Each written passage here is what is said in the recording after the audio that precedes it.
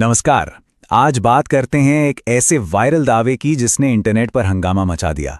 दावा ये कि अगर जीमेल बैन हुआ तो भारत का यूपीआई भी ठप हो जाएगा। क्या वाकई ऐसा हो सकता है?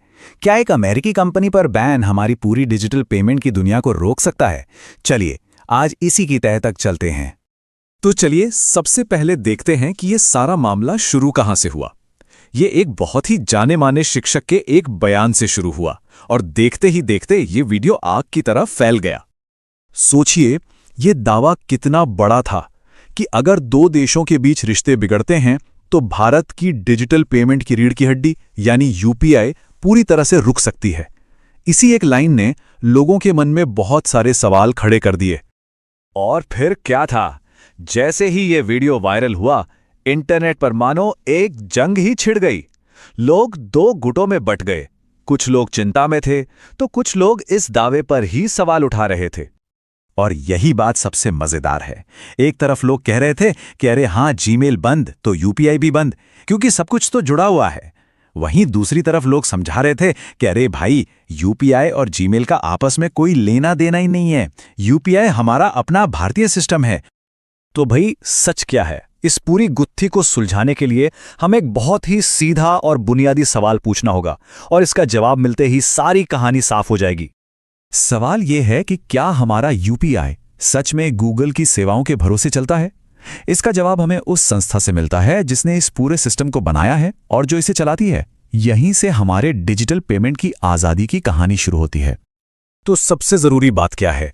यही कि यूपीआई पूरी तरह से एक भारतीय सिस्टम है। इसे एनपीसीआई यानी भारतीय राष्ट्रीय भुगतान निगम चलाता है, जो कि भारत की अपनी संस्था है, कोई विदेशी कंपनी नहीं। मतलब ये पूरी तरह से मेड इन इंडिया है। और देखें यूपीआई काम कैसे करता है। ये एनपीसीआई के अपने भारतीय डेटा सेंटर्स पर चलता है, किसी पब्लिक क्लाउड पर नहीं। और सबसे बड़ी बात, यूपीआई इस्तेमाल करने के लिए जीमेल अकाउंट होना जरूरी ही नहीं है। आपको बस एक पेमेंट ऐप और आपका फोन नंबर चाहिए। बड़े बड़े एक्सपर्ट्स और वकील भी इसी बात की पुष्टि करते हैं। अच्छा चलिए एक पल के लिए मान लेते हैं कि टेक्नोलॉजी अलग है, पर अगला बड़ा सवाल यह है कि बैन लगा कौन सकता है? असल में ये पावर है किसके पास? मामला बहुत साफ है। अमेरिकी राष्ट्रपति अपनी अमेरिकी कंपनियों पर नियम लागू कर सकते हैं, लेकिन भारत की जमीन पर क्या चलेगा और क्या नहीं, ये फैसला करने का हक सिर्फ और सिर्फ भारत सरकार के पास है। कोई दूसरा देश सीधे तौर पर यहां आकर किसी सर्विस को बंद नहीं कर सकता। हाँ, एक कानूनी रास्ता जरूर है। एक अमेरिकी कानून है जो बहुत ही ज्यादा गंभीर हालात में, जैसे किसी राष्ट्रीय आपातकाल में, राष्ट्रपति को अपनी कंपनियों पर पाबंदी लगाने की ताकत देता है। लेकिन ये बहुत बड़ी सिचुएशंस के लिए है। किसी एक कंपनी को ऐसे ही टारगेट करने के लिए इसका इस्तेमाल नहीं किया जा सकता। तो भाई सारी तकनीकी और कानूनी बातें तो साफ हो गई, पर इस पूरे हंगामे से हमें सीखने को क्या मिलता है? इस वायरल कहानी का सबसे बड़ा सबक क्या है? सबक यह है कि हमें भरोसा रखना चाहिए। भारत की जो डिजिटल पेमेंट की दुनिया है, उसकी नींव ही इस सोच पर रखी गई है कि वो आत्मनिर्भर हो, स्वतंत्र हो।